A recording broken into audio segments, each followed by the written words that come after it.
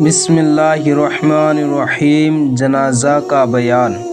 سوال: نماز جنازہ کی ابتدا کب سے ہے؟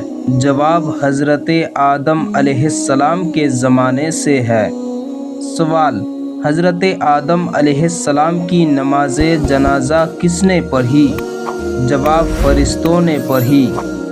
سوال: ان میں امام کون ہوئے؟ جواب: حضرت جبریل علیہ السلام۔ سوال: اسلام میں سب سے پہلے نماز جنازہ کس کی پڑھی گئی؟ جواب: حضرت اسعد بن زرارہ کی، کہ خود حضور نبی کریم صلی اللہ علیہ وسلم نے نماز جنازہ پڑھی۔ سوال: نماز جنازہ میں کس صف میں کھڑا ہونا زیادہ افضل ہے؟ جواب: صف آخر میں کھڑا ہونا زیادہ افضل ہے۔ سوال: اسلام میں نماز جنازہ کی مشروعیت کب اور کہاں ہوئی؟ جواب: مدینہ منورہ میں ہجرت کے تقریباً 9ویں مہینے میں ہوئی۔ سوال: وہ کون لوگ ہیں جن کی نماز جنازہ نہیں پڑھی جاتی؟ جواب: باغی جو امام برحق پر ناحق خروج کرے اور اسی بغاوت میں مارا جائے۔ نمبر 2، ڈاکو، ڈاکہ زنی میں مارا جائے۔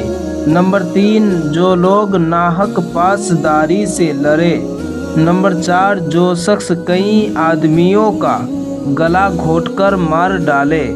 نمبر 5، جو شخص شہر میں رات کو ہتھیار لے کر لوٹ مار کرے اور اسی حالت میں مارے جائے۔